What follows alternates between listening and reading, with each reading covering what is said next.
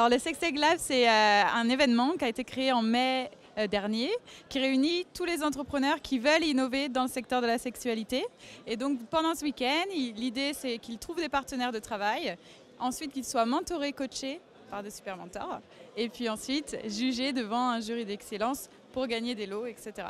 Une sorte un peu de hackathon quelque part. C'est ça, c'est un type d'hackathon, mais l'idée c'est vraiment que derrière ce projet-là, nous on veut rassurer les gens sur que la sextech c'est pas sale. Donc on veut rassurer, on veut créer des cohésions, enfin pas des cohésions, des collaborations, faire ressortir des opportunités et puis libéraliser la sextech. Et surtout, ce qui est important, en fait, c'est que dans l'industrie du sexe, en fait, l'industrie du sexe et l'industrie de la technologie ne se coupent pas. Et donc, toutes les personnes qui ont essayé de faire un projet technologique autour du sexe, eh ben, ils ne trouvent pas de financement, ils ne trouvent pas de partenaires, ils ne peuvent pas avoir un compte d'emailing sur Mailchimp. Mais pourquoi? C'est mal, c'est sale, Burk? Exactement. On en est vraiment à ce niveau de prudeur où on dit le sexe c'est mal, il ne faut pas en parler, il ne faut pas le promouvoir, même si on fait des choses pour le bien social. Si on fait par exemple des applications pour apprendre aux jeunes filles à connaître leur corps, ou si on travaille sur les maladies sexuelles, la santé sexuelle, etc. Il y a toujours ce tabou. Et donc du coup, il y a des personnes qui essayent de se lancer, et comme ils se sentent complètement seuls, qu'à chaque fois qu'ils essayent de faire une pub sur AdWords, ils se font bannir, qu'ils ne peuvent pas ouvrir de compte sur Instagram, etc., et ben, ils finissent par laisser tomber. Est-ce qu'il y a effectivement pas une conséquence de la politique de certains acteurs du marché qui jouent, on va dire, là, une certaine pudeur, hein, avec des guillemets, donc par exemple pas d'application sexuelle ou on va dire apparentée sur l'Apple Store, pas d'AdWords, pas de bout de téton sur Facebook ou sur Instagram, etc. etc. Est-ce que ça vient un peu de là aussi? Ça vient des Américains. En gros, toutes les personnes que tu viens de mentionner, tous les groupes que tu viens de mentionner, c'est des groupes américains et donc ça pèse énormément. Après, en France aussi, on a quand même un peu cette frilosité de se lancer et donc on a eu, nous, des personnes qui voulaient à tout prix être... des investisseurs qui voulaient à tout prix, par exemple, être mentors lors de l'événement, qui voulaient pouvoir investir potentiellement.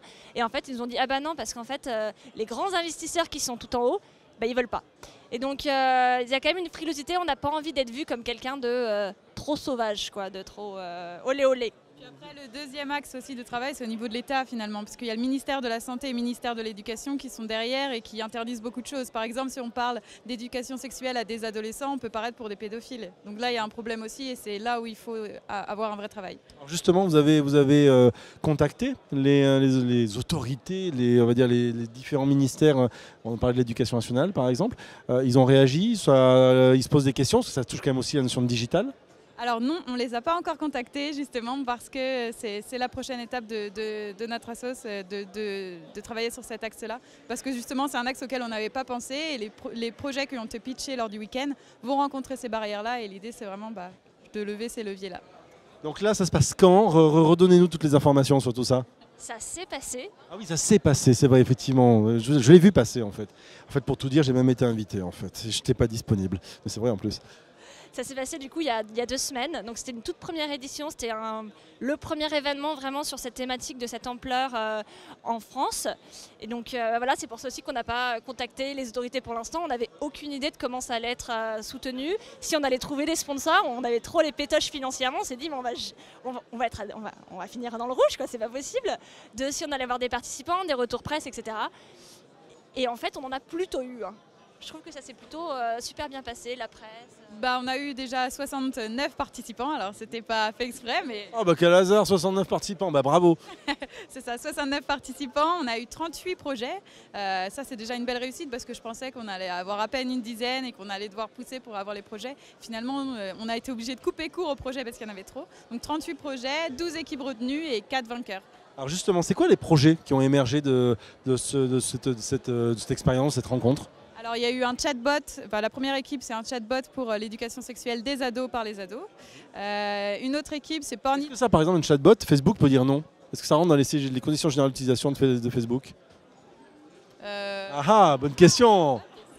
Parce qu'on n'a pas le droit de mettre des bouts de téton, mais est-ce que éventuellement un chatbot sous un angle éducatif, ça peut le faire, parlant de sexe?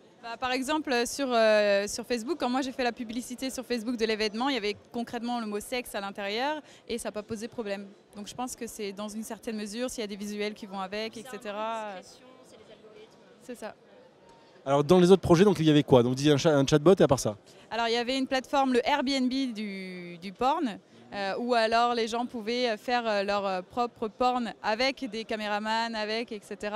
Mais chez d'autres gens. Donc ça c'était une des plateformes. C'est un concept, hein, il faut que je réfléchisse un tout petit peu. D'accord, ok, très bien. Jackie et Michel, si tu nous entends, merci qui? Oui, à part ça? On avait aussi un sextoy évolutif. Donc c'était un sextoy anal où qu'on pouvait rajouter des couches, etc. pour varier les plaisirs.